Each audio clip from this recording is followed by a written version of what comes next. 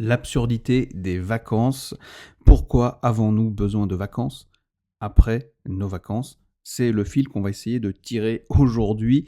Je trouvais ça intéressant de le faire juste après la période des fêtes où très souvent on a du mal à repartir dans une activité normale, à repartir au boulot, à retrouver cette routine-là, parce que tout a été assez festif. Et ça arrive également lorsqu'on prend des vacances, notamment par exemple en été, où la majorité des Français prennent les vacances. On n'a pas envie de retourner au boulot, on n'a pas envie de retourner dans cette routine, et on va dire qu'on attaque et on est déjà fatigué. Et donc on va essayer de regarder comment ça se fait. Est-ce que c'est absurde d'avoir des vacances ou pas? Mais avant, je vous invite, s'il vous plaît, à vous abonner à notre podcast OBT et à lui mettre 5 étoiles si vraiment le contenu vous aide et vous plaît. Ça nous aide énormément à progresser dans l'algorithme. Et voilà, donc on compte sur vous. Merci pour ça. Et sans plus attendre, on attaque. Bienvenue dans OBT. Ici, avec Pascal, on prend la productivité à contre-courant. Pas de leçon de morale. On discute, on partage nos méthodes, nos galères aussi. Et surtout, on dézingue la culpabilité que vous balancent tous les gourous du « fais plus dormant ». Le but, que vous passiez un bon moment et que vous ayez envie de passer à l'action, tranquillement, à votre rythme. C'est super bien présenté, Kev. Ce que je vous propose, c'est qu'on attaque tout de suite.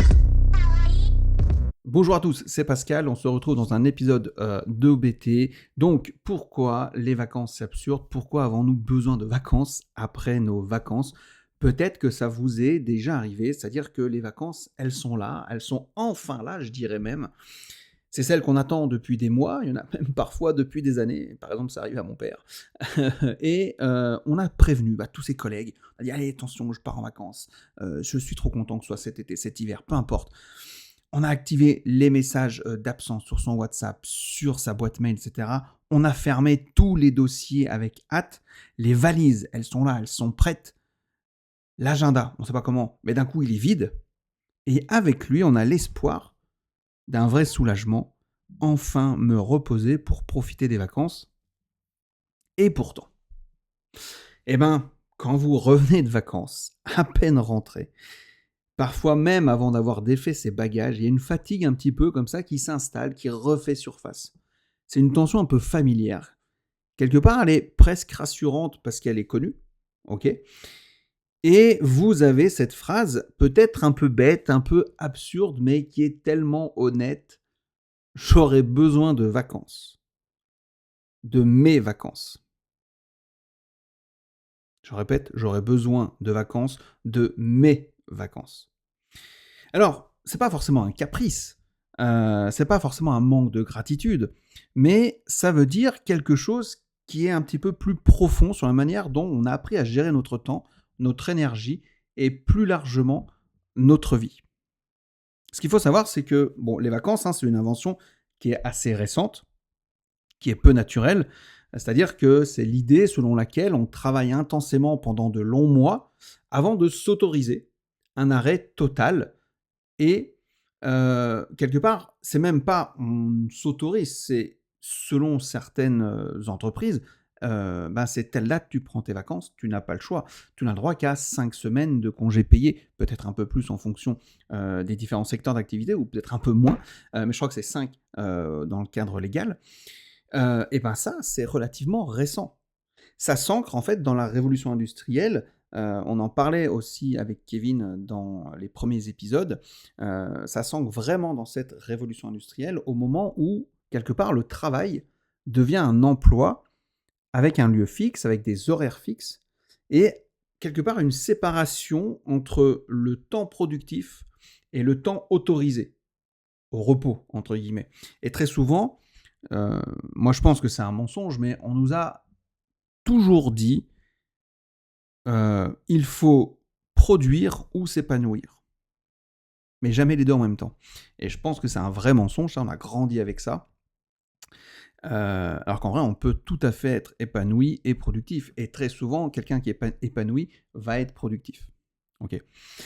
Donc, évidemment, avant cette révolution industrielle, le travail il existait évidemment, mais il s'inscrivait dans des rythmes beaucoup plus organiques, beaucoup plus continus et beaucoup plus proches de la vie elle-même. Si on pense simplement aux agriculteurs, voilà, on se lève avec le lever du jour, on se couche avec le lever, avec le coucher du soleil, etc. Ben, bref, ce qui frappe vraiment, un peu comme ça avec le recul, moi je trouve que c'est l'absurdité biologique de notre organisation actuelle. Il n'y a aucune fonction vitale qui ne fonctionne par accumulation, puis ensuite par compensation. C'est-à-dire que si je fais une métaphore, on va pas se dire « Ah ben, allez, c'est lundi, le lundi c'est le seul moment où je peux respirer. Le reste de la semaine, je respire pas. » Non, ça n'existe pas ça. Sinon, on serait mort déjà. Ou alors, on se dit pas « Bon, moi, je vais dormir 15 heures une fois par mois pour tenir tout le reste du temps. » On se dit pas « Je vais bouffer 50 kilos de pâtes de riz, de viande, de je sais pas quoi, en une fois, en se disant « Bon, comme ça, au moins, pour tout le mois, je suis tranquille, j'aurai mangé. » Et ouais, et ce qui se passe avec le travail, c'est exactement ça. C'est-à-dire qu'on accumule, on accumule, on accumule, et après on se dit « Allez, ben c'est bon, maintenant, tu as le droit aux vacances. » Et c'est vraiment ce qu'on est en train de faire avec le repos. C'est-à-dire qu'on travaille, on travaille, on travaille, et à un moment donné, on se dit « Allez, maintenant, je suis en repos. » Donc c'est comme si on mangeait, on mangeait, on mangeait, et comme ça, après, c'est bon, pendant 15 jours, je ne mange plus, et ainsi de suite. Okay, et donc, il y a une sorte de logique d'apnée. On a intégré l'idée qu'il fallait tenir jusqu'aux vacances. Tenir jusqu'à ce que ça se calme. Tenir jusqu'à ce que le planning soit vide. Et en attendant, on encaisse la pression, le stress, les tensions, parfois pendant des semaines ou des mois. Et après, c'est pour ça aussi qu'en ce moment, il y a de plus en plus de tout ce qui est burn-out, etc. Et les vacances, du coup, ça devient une vraie promesse et qui est quelque part même mythique. Parce qu'en fait, les vacances, elles sont censées réparer, compenser, effacer ce qui a été accumulé. Mais en fait, quand on arrive à elles, en fait, quand les vacances arrivent, eh ben, on est en apnée, on est essoufflé, on est tendu de partout. Et elles ne peuvent pas faire de miracle. Et même peut-être pire encore, elles se chargent peut-être à leur tour d'une forme de pression. Et vous allez voir ce que je veux dire par là. Le repos, en fait, des fois en vacances, ça devient une performance. Et ça, c'est quelque chose que moi, depuis très longtemps, je me refuse. C'est parce qu'en fait, il y a cette idée un petit peu fallacieuse où on dit il faut qu'on réussisse bien nos vacances. Il faut en profiter au maximum. Ne rien rater. Il faut voir, il faut faire, il faut expérimenter. Il faut rentabiliser le temps puisqu'il est compté. Alors, qu'est-ce qu'on va faire ? On va se foutre des réveils à 6h du mat. Parce qu'il y a une excursion, parce qu'il y a un bus qui part, ou parce que machin, ou parce qu'il faut que j'aille faire telle montagne, ou parce qu'il faut que j'aille visiter telle ville, tel village, etc. Donc on va se lever tôt, on va enchaîner les visites. On a des programmes qui sont serrés. On va cocher des lieux, des activités, des expériences. Ouais, super. Ça, comme ça, on pourra dire que je suis allé là, j'ai fait tout le tour de, je sais pas, l'Italie en X jours, mais j'ai fait ça. Et c'est le speed tout le temps. Tout le temps. Et en fait, quand on revient, on est cuit. On n'a pas profité des vacances. On a l'impression qu'on a profité. Mais en fait, on s'est encore plus se stresser pour réussir les vacances. Et en plus, si on a des enfants, et on leur fait subir ce stress-là aussi.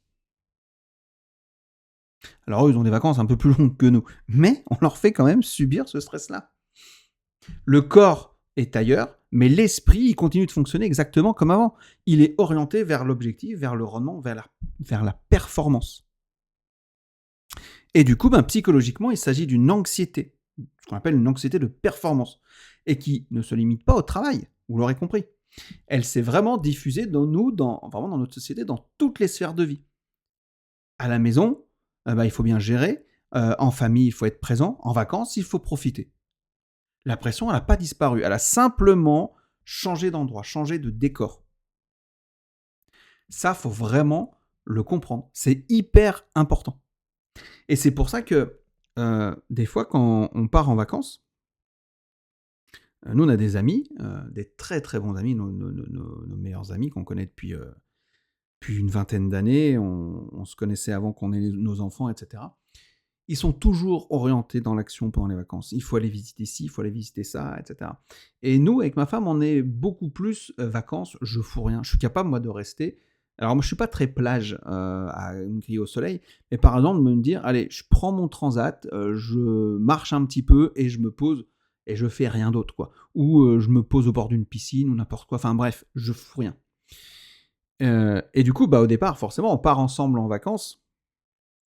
Nous, on a un rythme qui correspond pas à leur rythme et voilà, et nous, notre rythme leur correspond pas. Donc il faut trouver un «compromis» entre guillemets, ensemble, pour que tout le monde y trouve son compte. On l'a trouvé ce compromis, un jour on fait quelque chose, l'autre jour, chacun fait ce qu'il veut et cetera et ça se passe très bien et on part encore régulièrement en vacances ensemble. Les enfants, ils ont grandi, c'est encore plus sympa parce que maintenant ils sont plus grands aussi, donc on peut aussi faire plus de choses, on peut partager plus de choses, mais on a 2 regards totalement différents, heu et eux, mais même c'était marrant, c'est qu'ils, heu, on passe les fins d'année très souvent ensemble, enfin depuis un moment ensemble et quand c'est à eux de venir chez nous, très longtemps, ils partaient le dimanche soir pour profiter vraiment au max, faire des choses et tout. Ils rentraient, ils avaient, 6-8 heures de route, entre 6 et 8 heures de route et ils reprenaient le lendemain le boulot et ils arrivaient vers 2-3 heures du matin chez eux, ils reprenaient le lendemain le boulot à 6 heures, et cetera. Donc forcément, ils sont crevés. Ils rattaquent leurs vacances, ils sont crevés. Moi, jamais j'ai pu faire ça. Moi, si je savais que je rentrais le boulot le lundi, et cetera, moi, le vendredi, j'étais à la maison. Le jeudi soir ou le vendredi soir, même pour les enfants, pour tout ça. Faut retrouver après le rythme, faut se recaler. Et donc, heu, le repos, moi, c'est hors de question que ça devienne une performance. Ça veut pas dire que de temps en temps, on se dit pas: «Tiens, on va se faire une rando, on va mettre le réveil, mais parce qu'on va faire une rando, ça va être sympa», et cetera. Mais c'est pas tous les jours. C'est pas tous les jours. C'est hors de question. Parce que psychologiquement, ça crée une anxiété de performance et quand on est en vacances, moi, je coupe vraiment, vraiment tout à 90. Et donc du coup, ça crée une fausse frontière entre vie pro et vie perso et on aime croire qu'il existe cette frontière nette entre vie professionnelle et vie privée. Moi, j'y crois pas un instant, mais cette division, elle est surtout sociale. Biologiquement, elle n'a aucun sens. Parce que le système nerveux, tout simplement, il ne fait pas la différence entre une réunion stressante, une charge mentale familiale ou un programme de vacances rechargé. Pour lui, la pression, bah, ça reste la pression. Le stress, ça reste du stress. Et c'est pour ça qu'on peut être officiellement en vacances tout en restant intérieurement tendu. Parce que le problème, ce n'est pas l'endroit où on se trouve, mais c'est surtout dans l'état dans lequel on se trouve. Et il y a une grande oubliée, c'est l'oisiveté. Il y a avant, heu, rien faire, ça n'était pas un défaut. C'était même une valeur. Et aujourd'hui, elle est souvent perçue comme une perte de temps, comme un vide à combler, comme un inconfort à éviter. Et pourtant, c'est précisément ce vide qui permet au système nerveux de se réguler, de se poser quelques minutes sans but. Par exemple, regarder par la fenêtre, marcher sans destination, voyager sans tout voir, etc. Accepter en fait de ne pas optimiser. Et ça, je ne sais pas pourquoi, mais c'est quelque chose que j'ai toujours réussi à le faire pendant mes vacances. C'est pas très grave. Plus jeune, j'avais envie de tout voir. Mais en fait, je me rends compte que c'est pas grave, je reviendrai. J'accepte, en fait. Et ce sont ces moments-là qui reposent vraiment. Moi, le nombre de fois où des fois, je me pose sur mon lit, sur mon canapé, je vais marcher dehors, sur ma terrasse, j'ai pas de téléphone, j'ai rien et je pense, je fais rien. Je suis pas productif, mais par contre, ça me permet de me reposer au niveau de mon système nerveux.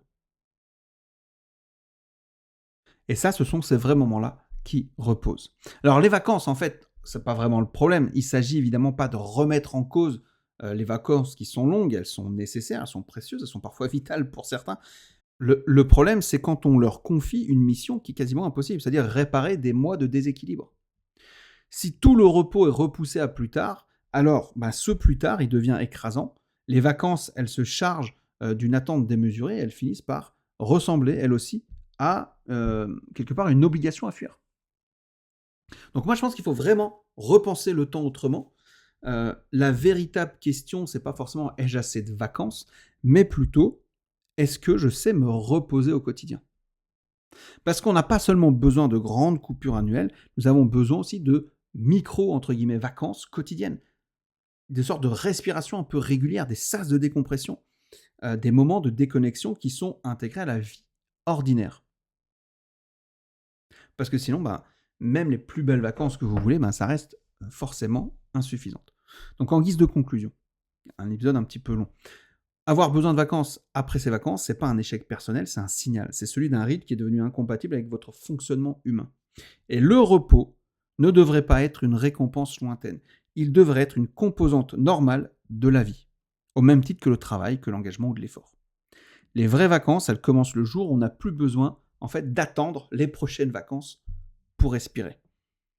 Voilà, je ne sais pas ce que vous en pensez, n'hésitez pas à commenter, vous pouvez nous écrire aussi. Ça m'intéresse de savoir aujourd'hui, vous, comment vous percevez les vacances. Pour aller plus loin, on a notre fameux système timer, vous commencez à connaître maintenant. C'est l'accompagnement qu'il vous faut si vous voulez mettre en place des actions concrètes adaptées à votre réalité. On est là, on vous accompagne, on vous aide. Dedans, on vous fait vraiment prendre conscience de votre relation au temps, de comment y faire face, de retrouver enfin la sérénité du temps avec vos proches. Et puis aussi, pourquoi pas, comment profiter des vacances avec ce genre un peu de réflexion-là. En tout cas, merci de m'avoir écouté. Si cet épisode vous a plu, vous pouvez lui mettre 5 étoiles sur Apple Podcast, sur Spotify, sur Deezer, enfin bref, sur toutes les plateformes. Ça nous ferait très plaisir, ça montrerait aussi à l'algorithme que ça vous plaît. Et nous, on se retrouve la prochaine fois pour un prochain épisode. Ciao.